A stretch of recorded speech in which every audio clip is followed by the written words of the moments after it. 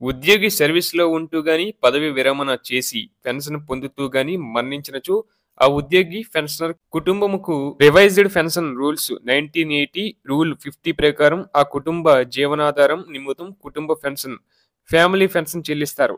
ఉద్యోగి సుదీర్ఘకాలం ప్రభుత్వ ఉద్యోగం చేసి ఏ కారణంచోనైనా పదవి విరమణ చేసిన అనంతరం కుటుంబ పోషణకు గాను ప్రభుత్వం నుండి నెలవారీ పెన్షన్ పొందే సౌకర్యం ఉంది.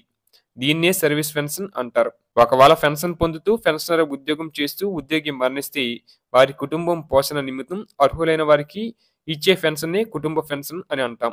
సర్వీస్లో ఉన్న ప్రతి ఉద్యోగి తమ కుటుంబ సభ్యుల వివరాలను తమ డీడీఓలకు నిర్ణీత ఫార్మాలో ఇచ్చి సేవా పుస్తకంలో నమోదు చేయించుకోవాలి. రిటైర్ అయిన తర్వాత కూడా ఈ వివరాలు ఉపయోగించబడతాయి. వీటి ఆధారంగా మరియు పెన్షన్దారు పెన్షనర్ ప్రపోజల్స్ పంపు సమయంలో డీడీఓలకు కుటుంబ పెన్షన్దారుల వివరాలన్నీ ధృవీకరించి పంపగా మన పెన్షన్ మంజూరు పీపీఓ ఉత్తర్వులతో డీజీ గారు కుటుంబ పెన్షన్దారు వారికి అర్హత గల చెల్లించేందుకు పెన్షన్ నిర్ణయించి ఉత్తర్వులతో పొందుపరుస్తారు.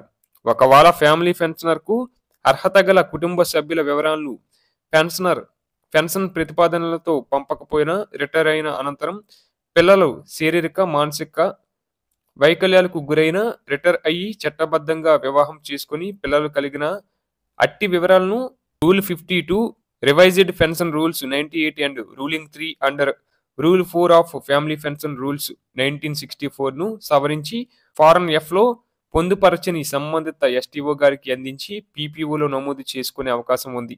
అలాగే rule 12 of revised pension rules 1980 మరియు ఆంధ్రప్రదేశ్ ప్రభుత్వ ఉత్తర్వులు GOMs number 315 dated on July 10, 2010 ప్రకారం కుటుంబ పెన్షన్ పొందుటకు కుటుంబ సభ్యులుగా ఈ కింద వారు వస్తారని పొందుపరచడం జరిగింది.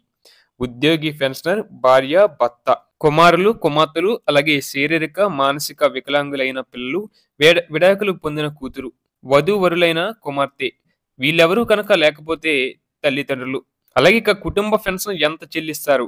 ఉద్యోగి సర్వీస్లో ఉండి మరణిస్తే కుటుంబ పెన్షన్ మొదటి 7 సంవత్సరాల వరకు లేదా ఆ ఉద్యోగికి 65 సంవత్సరాలు నిండే వరకు ఏది ముందైతే అంతవరకు చివరి నెల జీతంలో 50% పెన్షన్గా చెల్లిస్తారు. తదుపరి చివరి నెల జీతంలో 30% పెన్షన్గా చెల్లిస్తారు. పెన్షనర్గా ఉండి మరణిస్తే చివరి నెల జీతంలో 50% లేదా ప్రస్తుతం పెన్షన్ ఏది తక్కువైతే అది పదవి విరమణ తేదీ నుండి 7 సంవత్సరాలు కాలము లేదా ఉద్యోగికి 65 సంవత్సరాల వయస్సు పూర్తయ్యే తేదీ వరకు చెల్లించబడుతుంది.